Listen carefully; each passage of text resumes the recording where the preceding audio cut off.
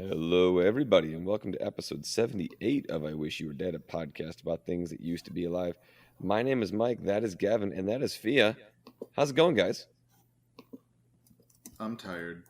Me too. It is the end of the school year, so I guess that makes all three of us are feeling quite tired right about now. Well, number one, I just started my new job. So I just finished day 2 at my new job. And also, since now I'm on the East Coast, we're recording at 10 p.m. my time. Whereas when I was on the West Coast, we were recording at 7, which is much more reasonable. Welcome to the dark side, a solid Gavin. Handful of times. We went through this before, too, when you moved from South Dakota back to New York, where you realized how time zones worked again, so... Right, but, Liz, my lovely wife, who was featured on last episode, has made me much less of like a night person than I used to be.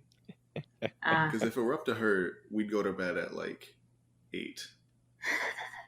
Oh no. Yeah, so whereas if it was up to me, I could stay up until like easily midnight every night and be fine. But she has ruined me. Aww. Marriage. Yep.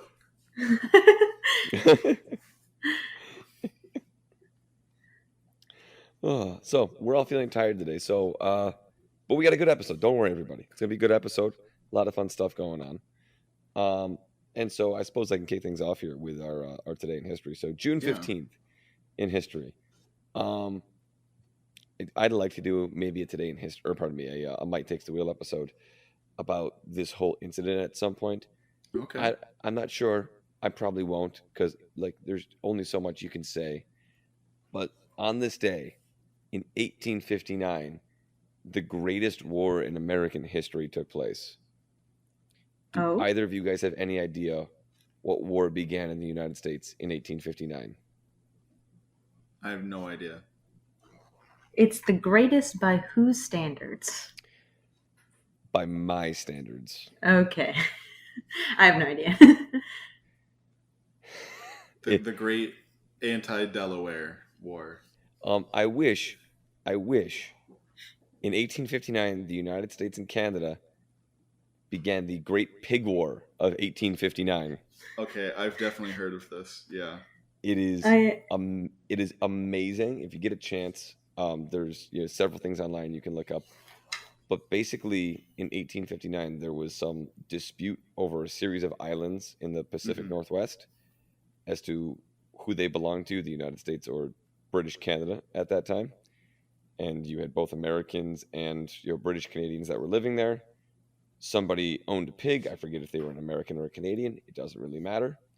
That pig was eating the crops of somebody from the other nationality, and the person who owned the crops shot the pig, and this wound up leading to a several-month-long border dispute. Wow. Despite it being called the Great Pig War, there was no actual casualties, but it is just glorious that there was a big standoff over a pig that began on this day in 1859. And anytime I get a chance to there's a wonderful video by the excellent YouTube channel Oversimplified, and I'm like, where have I heard of this? And it was from that. They have a 40-minute animated video about the pig war, and it was amazing. And here's the thing, I kind of hate that video for this reason and this reason only. It's kind of like when that band that you knew before they were cool gets popular, and you're like, but I knew about it. I was the only one on the planet that had ever heard of this. I would talk about it with my students. It was like other teachers had no idea what I was talking about. And then one of the biggest history channels on YouTube puts out just one of the most brilliantly executed videos I have ever seen. And now everybody knows about the Great Pig War. So if you're out there, get on the bandwagon, watch that video. It is worth the watch. It is glorious. You know what Oversimplified hasn't made a video about that you know about? Would it be the Great Bone Wars? No. Although, close. Something that we've talked about on this podcast. I think we've actually talked about it on the podcast more than the Bone Wars. Really? But the U.S. Camel Corps. And now you can talk about that with your students. Yes, I will make sure to bring up the camels at some point with my students. That is actually a great thing. Cool. to incorporate when I'm teaching U.S. history again next year. Oh, wonderful stuff. So that is our Today in History. Later in the episode, we will have a Swamp Corner with Fia. But, Gavin, for the meat of episode 78, what are we talking about today? Today, we are talking about the fossil record, all the ways that it's bad, and how we make up for it being bad. And all of this stems from a really dumb argument I saw in a comment section in a meme group on Facebook, because I'm trash. So, I saw an argument. It was below a meme. So like it's starting off very low seriousness, and then somebody decided to make it serious. Oh no. So the argument basically was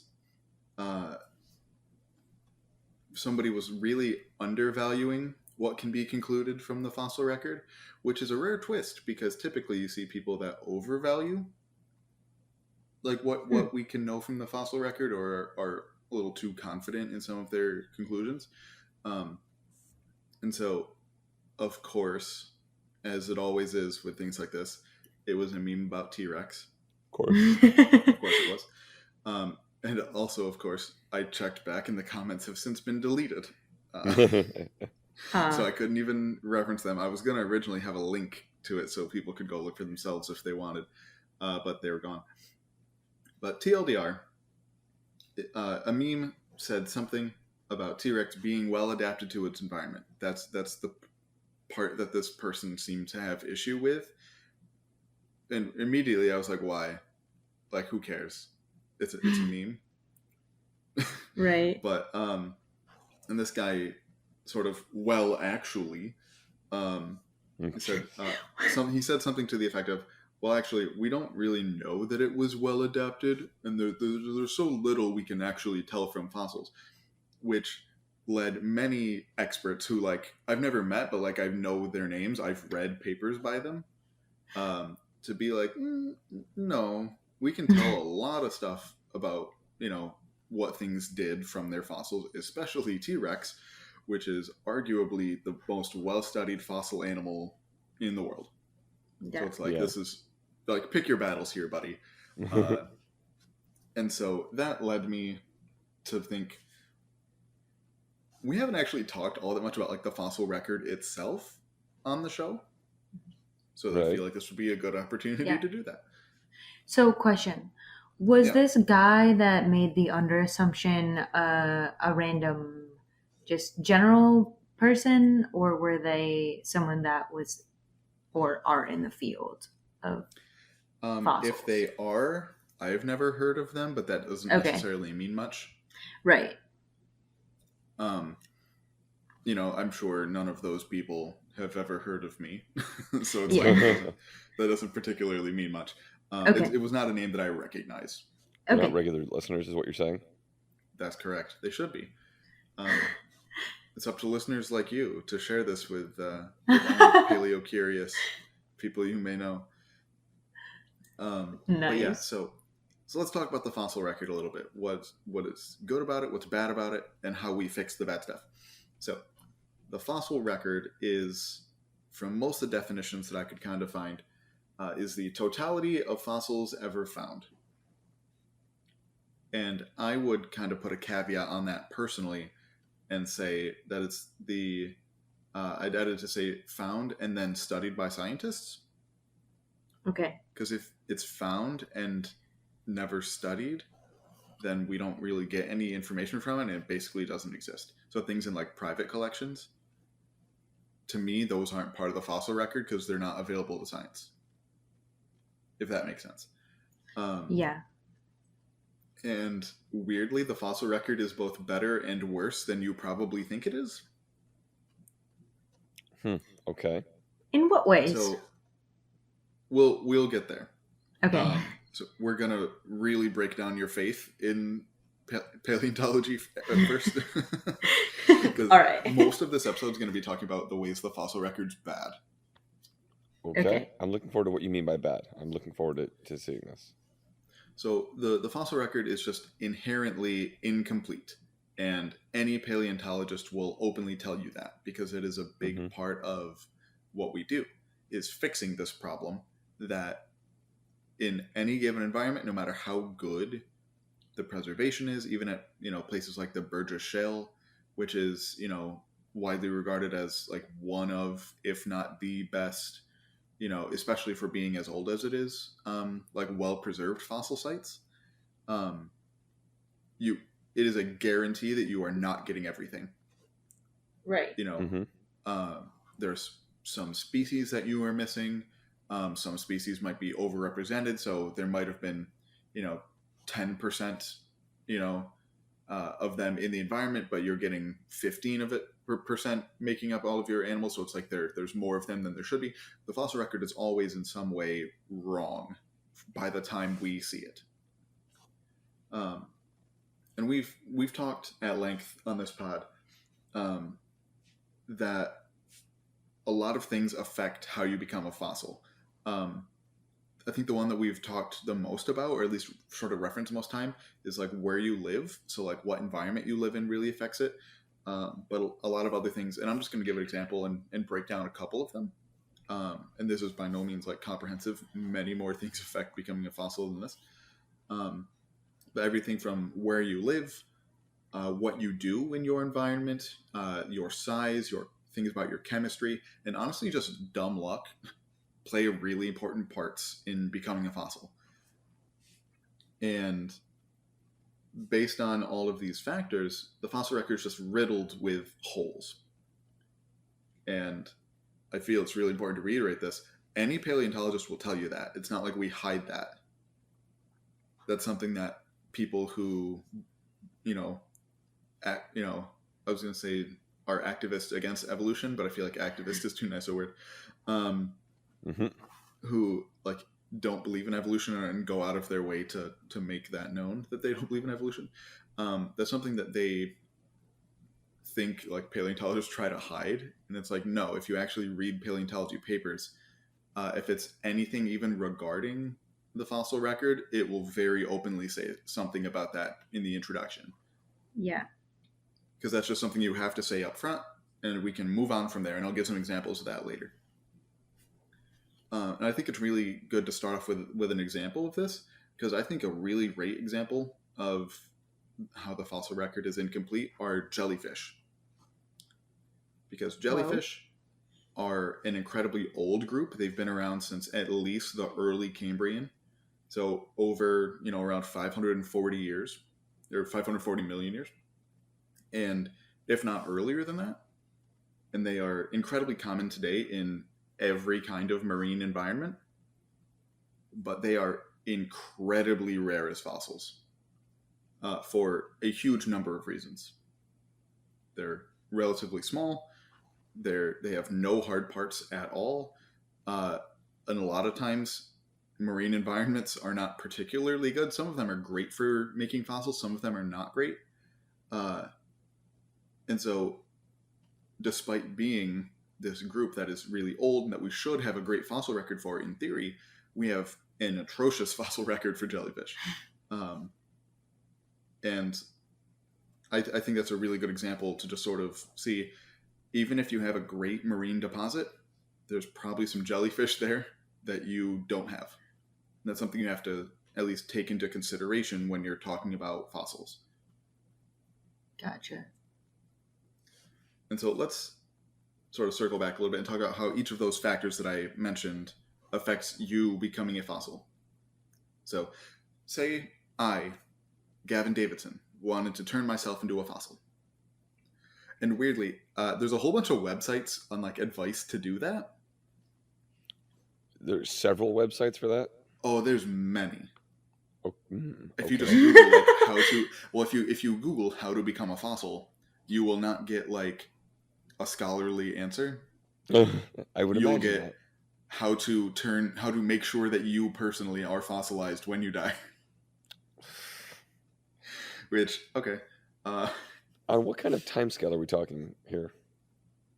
For humans becoming a fossil, or yeah, for a human to become a fossil, I imagine this is not something that's like 10 years down the road and you're a fossil. No, and to be fair, I haven't read any of those websites because I don't care. Like, I'm probably going to be cremated. I don't know. but I'm guessing at least thousands of years. Wow. Yeah, so just be aware if you Google how to become a fossil, that's what you will get. Cool. Oh boy. But yeah, so if I, Gavin Davidson, wanted to become a fossil, well, some things that would affect it would be where I live. Some environments are much, much, much better at preserving fossils than others. Do This we know largely comes why? down to how much deposition there is in an environment, like sediment deposition, and also some climatic factors as well. So I think the example that we've used before is that forests are a really bad place to become a fossil because there's not a ton of deposition. That's usually, if a stream flows through a forest, it's removing sediment from that forest. It's eroding instead of depositing. And there's also lots of life doing its thing in forests that break down anything that dies before it could get a chance to be buried, which you need to become a fossil. You have to be buried. So even though places like rainforests, that's where today all of our like terrestrial life is like really heavily centered on rainforests, horrible, horrible places to become fossils. Dang. In contrast, places like shallow oceans, excellent places to become fossils because those waters are very mucky. There's a lot of sediment being shifted around, and it's really easy to be buried if you live in a shallow ocean. Even though there's usually quite a lot of life there too, but there's so much sediment being input from the land that it's really easy to get buried. Which that's the most important thing if you want to be a fossil, is to be buried. So that's sort of how where you live affects it, but that's not necessarily the only thing. So, A lot of question. Oh, did you have something? Why is it so important to be buried? Well, mostly because if you don't, something's going to come eat you. Okay. But yeah, depending on, and we'll get very, very briefly into some of the chemistry stuff in a couple minutes here, but Got it. Okay. If you die and fall into a place where there's no oxygen, that means that even like bacteria that break down dead stuff can't eat you, and then it's really good at becoming a fossil. Okay. And I imagine this is part of what you're meaning about the fossil record being somewhat incomplete. Just like, in addition to a number of the other problems that I'm sure that you're going to get into, just like luck of the draw of where you happen to be when you die. And I'm sure some of that is kind of constrained by just the ecology of where these species lived. But like, if you happen to die in the wrong spot, or a large group of people or of species happen to die in the wrong spot, they're just not going to be fossilized and not preserved for antiquity. Right. Or I'll give a quick example here. Sloths. Ground sloths, and the extinct relatives of modern tree sloths, have a great fossil record. Tree sloths, I think there is one fossil species of tree sloth known, and that's it. Darn. And so, but it's because sloths live in forests and even way up in the trees. So it's like when they die, they fall out of the tree and kind of break themselves to begin with. And then just get eaten pretty quickly. Whereas things like ground sloths, some of them were even like semi-aquatic, so they lived in water anyway. They're really, if you live in shallow water, there's a really good chance you're gonna be preserved in some form. So that is getting a little bit of a segue there. So thanks, Mike. Into sort of what you do, your ecology, what you do in your environment. Things like tree sloths, because they live in forests and need to do what they do, just inherently are not going to get caught by the fossil record. And your ecology determines so many things about what you do, and it affects being fossilized in a number of ways. We're definitely not going to touch on all of them. But for example, things like top predators, there's just generally fewer of them in any given environment. So just inherently there's going to be less fossils of them because there are less living ones of them. And just based on, pure statistics, there's going to be less. If you're a primary consumer, something that is either, on land eating grass or, in the ocean being a filter feeder, then there's just a lot more food for you, and therefore you can have a lot higher population, and there's a much higher chance of you becoming a fossil. Yeah, that makes sense. Yeah.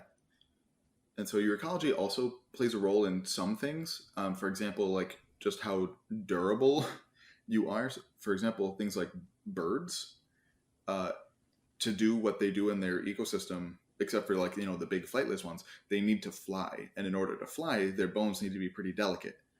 And that makes them really bad at becoming fossils. So even like, third degree separation of things in their ecology affect how they become a fossil. Usually negatively. Dang. Sort of related to that, size. Bigger things preserve better, just because there's less of a chance of that if they get washed into a stream, that they'll be broken up and completely battered to a point where it's unrecognizable. The fossil record of things like spiders, even though they have, an exoskeleton, the fossil record of spiders is really not good. Yeah. Whereas larger predators, even though they're spiders are predators, if something's even like a somewhat larger predator, fossil record is going to be much better for it. With the small exception for insects. Insects are just so unbelievably diverse and everywhere that they actually have a pretty decent fossil record. That's more just about the volume of species than anything else. Exactly. Like, okay.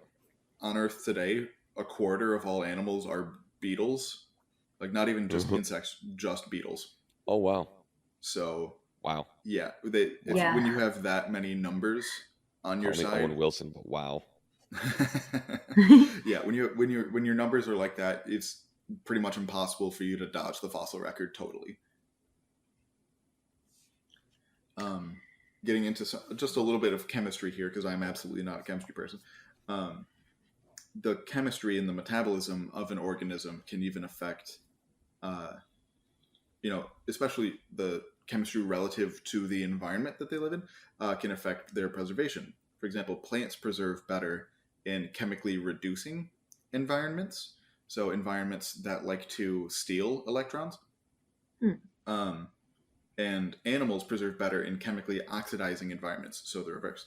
That's why it's somewhat uncommon to find plant body fossils together with animal body fossils.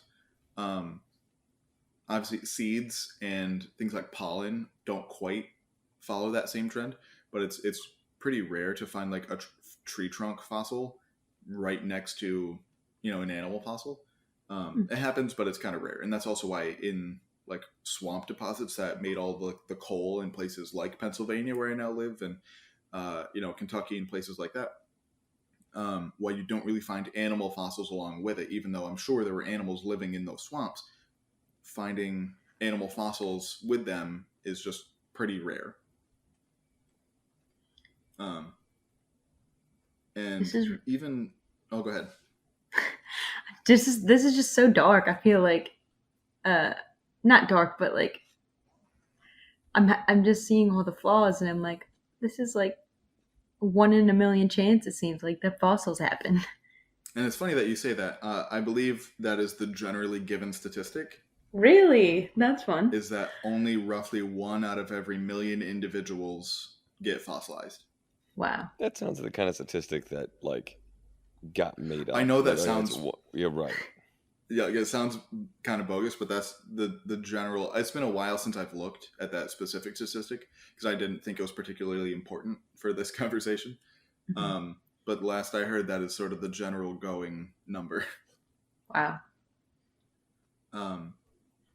But yeah, and giving you a little bit of a nod toward Fia here, even very slight differences in internal chemistry can make some difference. So for example, we talked about brachiopods in a former episode. They make their shells out of calcite, whereas bivalves make their shells out of aragonite. which they're both calcium carbonate.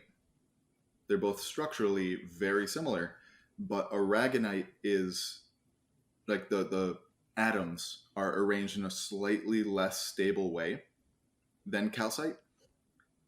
And so even though there are two organisms, brachiopods and bivalves, that even in their ecosystem are extremely comparable, they're roughly the same size, they both filter feed, they both sit in the sediment more or less. Brachiopods are much more common as fossils than bivalves are. Wow. Because their shells are just ever so slightly more chemically stable than bivalve shells are. We still have lots of bivalves because bivalves are everywhere. It's kind of like the insects, where it's just if there's that many of you, you're going to get caught. But compared to brachiopods are kind of like the standard for ways to become a fossil. Go Brachiopods. Yeah. I like brachiopods a lot. And then lastly, just for the ones that I mentioned, luck.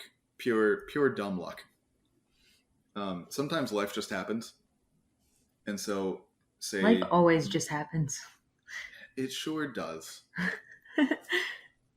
And so sometimes, even if you are, and say you are a brachiopod, the gold standard, something comes along and munches on you, crushes up your shell. There you go. You're not fossilized anymore. Say you live in shallow seas, something like that. Say you're whales. Whales have a generally pretty good fossil record, actually. But your body washes up on the beach, and some scavenger drags you up away from the beach, like into a forest or something. There you go. You're not getting fossilized now, even though everything else about you, your size, your ecology, where you live, says you should be more likely to be fossilized. You're just automatically taken out because of that. We also, on the other side of luck being a good thing, we also have several cases of dinosaurs in marine deposits. Meaning, most likely they weren't swimming, that they got swept out there by like a flood or something. Yeah. And just happened to be preserved because of that. Or things like in a lot of desert environments, like dune collapses, where it's like the thing that buries you is also the thing that kills you, which is like the ideal scenario. And so all of that stuff that affects the fossilization process, that's all the stuff that happens like before or at the time of death. That's not even including all the things that happen after the animal dies. There's more? And so I'm not going to spend... Yeah, see, I said the beginning is not going to look good for paleontology. Yeah, it does not. And so I'm going to go over just a few very briefly, much more briefly than I just did, about some things that happen after an organism dies. Things like, say you got preserved as a fossil, but some tectonic plates shift around and what was shallow ocean now gets uplifted to some mountains, and erosion happens, and that fossil is eroded away and is gone. Say that mountain got uplifted 10 million years ago. Sorry, you just got uplifted 10 million years too early to get caught by paleontologists. On the other side, when ocean crust is recycled, it gets subducted down into the earth, and those fossils just get melted with the rock and become lava and magma. Those fossils are gone. Some ways to lose, not necessarily fossils themselves, but some information from them, is that when things are fossilized, they're usually recrystallized. So, for example, when bivalves are fossilized, a lot of times, even if they're preserved, their aragonite will be shifted, and the crystal structure of their shells will become calcite, so that it is more stable. It messes with some interpretations about how they build their shell and things like that. A few things about their ecology get a little lost in the translation there, but that is some information that is just lost. Sad. Things can become deformed and just become like a slightly different shape, which again, not necessarily a fossil lost, but lots of information lost from that. Or they can just be moved. Say some teeth wash into a river and they get moved a couple miles down the river and then get redeposited. That is information that is now not reliable because it's like, oh, this isn't really where this animal was living at the time when it died. So even things being moved away from where they originally were loses information. All that stuff happens after animals die all the time. So can we ever be confident about where fossils come from? Generally, yeah. Geographically, I mean. Usually, yeah. A lot of it can be, determined from the rock around it. Okay. So I'll actually reference my own, the site that I worked on for my thesis a couple times in a little bit. Cool. But it was a channel lag deposit, so sort of a meandering river. So the opposite side where it like cuts into the bank, the side opposite that, where it's usually pretty gravelly, that is where my fossils were from. And so the surrounding rocks are very gravelly. So it's like that's an area where it's like, yeah, these fossils probably weren't. It's not like the animal fell there and died. They were probably transported by the river. You can usually also tell just by roughly how damaged the fossils are. That's really hard to tell, but it's a sign that the fossils were transported. But stuff like, shells, if you look at a lot of the rock around them, so if you're looking at some shells in like shale, for example, if it's a really small particle size, like shale tends to be, that needs really quiet waters. So if that fossil's there, you can pretty well assume that the animal just kind of fell over and died there. Okay. But yeah, and then the last bit here that I want to talk about with some things going against the fossil record is that time and stratigraphy also play a really big impact. Time just being, time, but stratigraphy being, the order of rock layers and just sort of general geologic processes that can happen. Time affected, just like if a group of organisms is only around for a really short period of time, say the species is only around for 1 million years, that's a really short amount of time. And depending on what was going on globally at that time, they just might not get caught. Right. And then with stratigraphy, just sort of general things where it's like, if for whatever reason globally, there's not a lot of erosion going on, which means there's not a lot of deposition going on, you just have less fossils. If there's no deposition, you get no fossils. Or conversely, if there's a time of a lot of erosion, that's going to lose you a lot of fossils because those rocks are now gone. There's now a gap. So, for example, if you look at the geology of New York State, the youngest rocks that are like actual bedrock, I think are sometime in like the mid to late Devonian, so sometime in the vicinity of 380 to 400 million years or so. And then on top of that is glacial stuff from the Pleistocene, only a couple thousand years ago. So we're missing roughly, 400 million years of time. Wow. Stuff lived there. I'm sure there were dinosaurs walking around on New York State, but erosion just took all of that away. We'll never know. Exactly.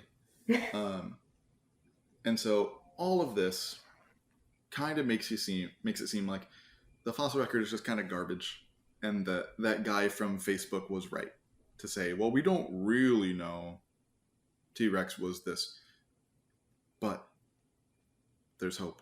I promise. There's hope. I've been waiting for this. Oh, Mike, cheer up, buddy. You're a history teacher, I guess. I was going to say, what do you? Yeah. So, we'll start off with some of the good stuff here. The fossil record for marine invertebrates with hard skeletons, looking at you, Fia, Hey! is remarkably complete. Hooray! It still has, these same problems, but to a lesser extent. But we have a really good record for them for most of the time that we've had hard-shelled things. Any time that you see graphs or anything about number of species or number of genera through geologic time, it is data based off of marine invertebrates. Any mass extinction numbers, almost always based on marine invertebrates, because we actually have the sample size to do that kind of thing. Which is very rare in paleontology that we have a significant sample size. But that being said, the reason why we know about all of these problems that I've talked about for this entire episode is because we have spent time studying these problems. We spent time studying what problems affect the fossil record, how they affect the fossil record, and how we need to adjust ourselves accordingly to make those not just make our data worthless. Mm-hmm. And a big part of that is missed by many non-scientists, especially non-scientists who write articles about science, and also occasionally some scientists, is that you need to change your expectations. And, the changing of those expectations must come along with understanding the limitations that the fossil record puts on paleontologists. So, for example, modern ecologists can more or less go collect all the data they want. Their only limits are time and funding. Well, that's why I said time and funding. So, and that was something that I mentioned earlier, as we were just sort of talking before the podcast. So I don't know what Fia's data for her data collection are, but if you had unlimited time and unlimited funding to do it, it's not like there aren't, at least multiple hundreds of thousands of oysters hanging out in the Gulf. Yeah. So you could, in theory, go out and collect data on each of those oysters if you had infinite time and infinite money. I guess. And infinite resources, but yeah. Right.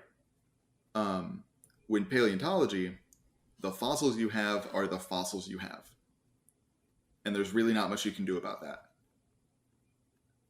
And so, because of that, the amount of confidence that we can place on any given statement has to be sort of tempered a little bit, which really is what that guy on Facebook was getting at, albeit being a little bit of a jerk about it, which is not inherently wrong, but a lot of the things that he was saying are very easily disputed. And that guy basically just sort of failed to see the forest through the trees.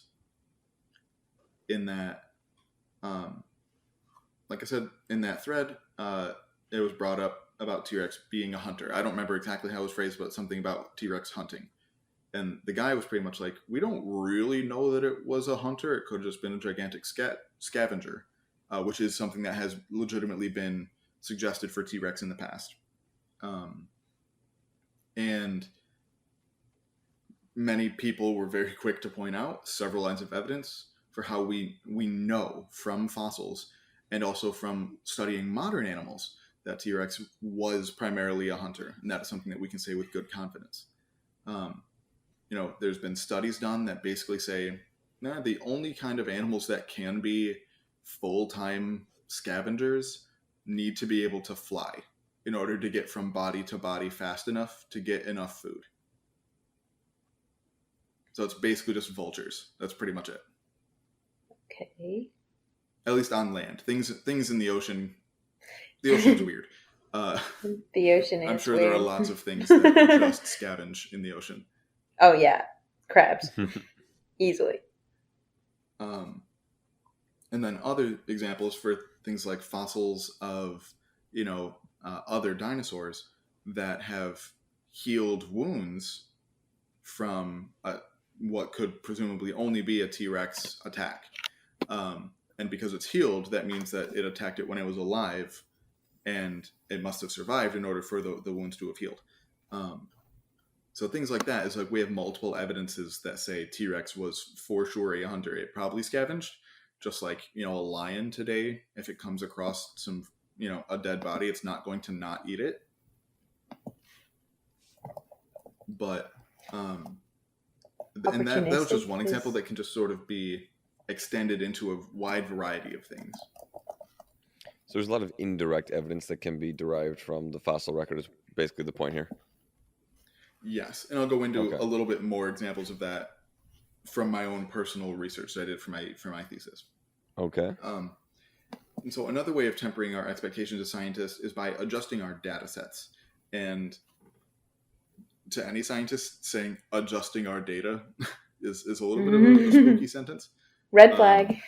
Yeah, but it's not like fudging our data. It is just adjusting in ways that make it make more sense and make it more usable. So, for example, a really common thing that is done is comparing the ecology of fossil sites to various real, modern environments today to sort of see what kind of environment was the fossil site in the past. And you basically just compare what kind of animals and their ecology in the past to today. However, as fairly simple as that sounds, you just, comparing animals in place A versus animals in place B. If you were to include for example, all the mammals in one site, it would likely give you some really bad results because things are missing from the fossil record. If you did this with my thesis, I would have to exclude many groups. For example, because it was that channel lag deposit, I pretty much only had like medium-ish sized fossils. And also, it wasn't like screened for really small stuff. So I think the smallest thing that I had was roughly the size of like a young deer.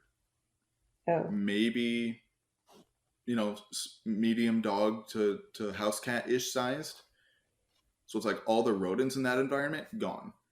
Mm. Any bats around, gone. So immediately, if you're taking out rodents and bats, those two groups make up easily well over 50% of total mammal species. Even so if I was trying to So I was trying to compare. If I was trying to compare my site to any modern site, that would skew the results. So I would have to exclude those from the modern groups in order for the computer to make that make sense. Oh man.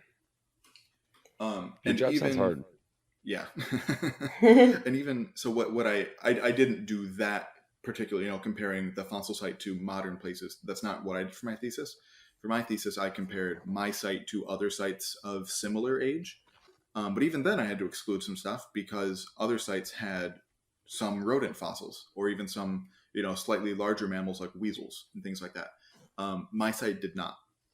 But because I knew, I'm like, this is not a preservation thing, or this is a preservation thing. It's not like there weren't weasels and mice and things like that in my environment 10 million years ago, but I just don't have them.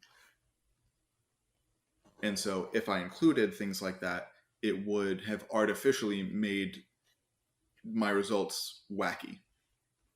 So I intentionally excluded those and made notes about it. Yeah, it's like lack of presence does not mean absence, is what you're saying, right? Right. It's the absence of evidence is not evidence of absence. Yeah. All the way around, I think. I'm tired. Or no, wait, I think you're tired. Right. I am quite tired. You may have been right the first time now that I'm thinking about it. Whatever. And then a little more on the hopeful side, some of these problems can actually help us cover for other problems. For example, a group that I worked with very closely are horses.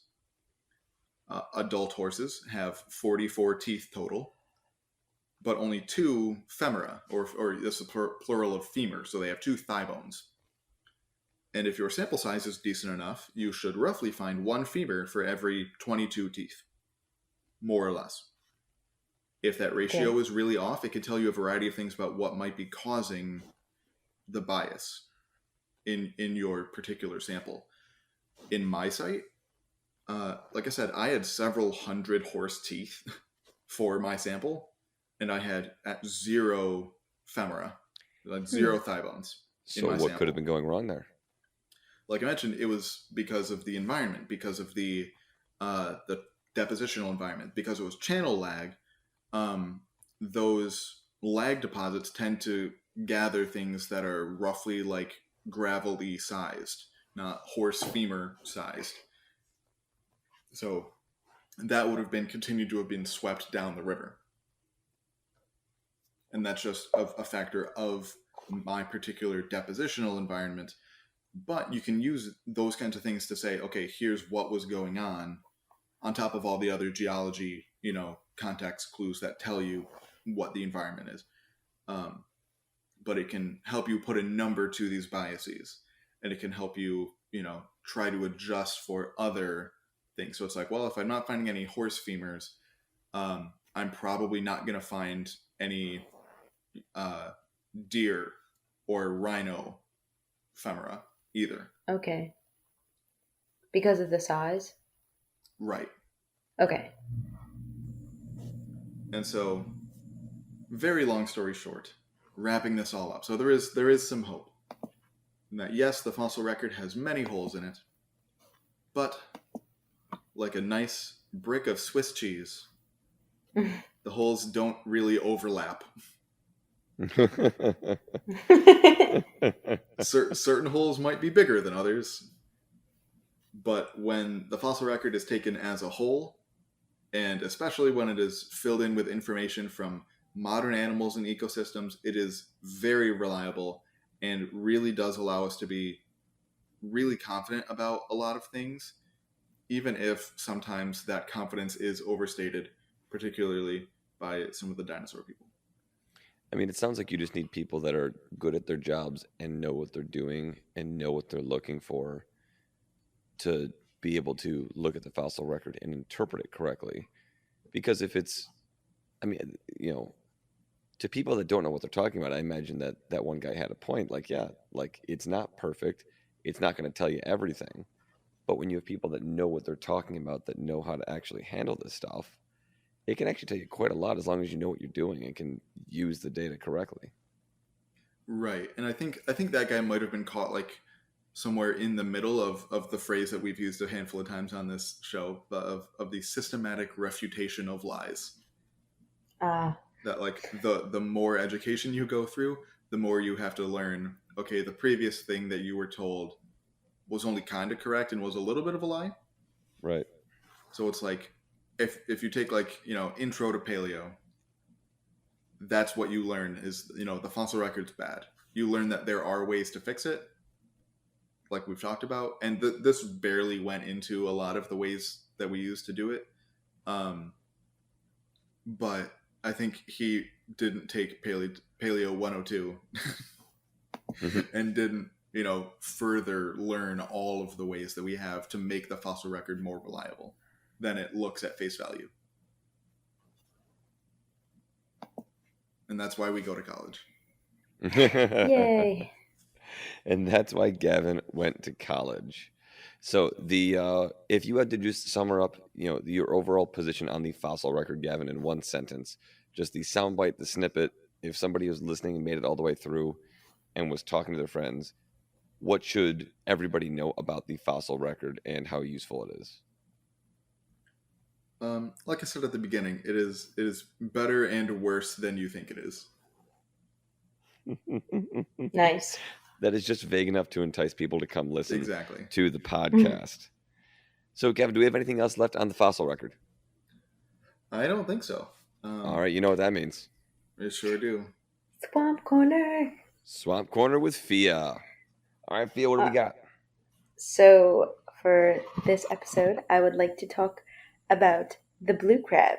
Calanectus sapitis is a scientific name. They are found along the east coast in Gulf of Mexico and a bit further south. these types of crabs like fresh or brackish water, which is like a mix of salt and fresh water. And so because of that, they live in things like estuaries or shallow marine habitats. And an example of that would be oyster reefs, which is why they came across my mind for this episode, because I'm finding quite a few of them in my samples that I'm going through right now for my project. They're usually blue-green, brownish, although I have seen some where their legs are like, and claws are completely bleached white, which has to do with some like rare pigmentation mutation. Another fun fact about the blue crab is when they're mating, the males will carry the females around to protect them from predators. This is because, when the females mate, they're doing this in their molting stage, which is when they shed their outside layer of their exoskeleton. And so at that point, they're really soft and squishy and fragile. So could be a potential reason why the males will carry the females around.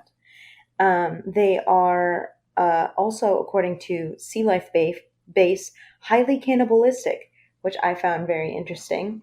They are opportunistic feeders, which is kind of like scavenger, but also like more specifically the ability to just adapt to whatever's around them. If they see food, they'll eat it. If they need to hunt for it, they can do that too.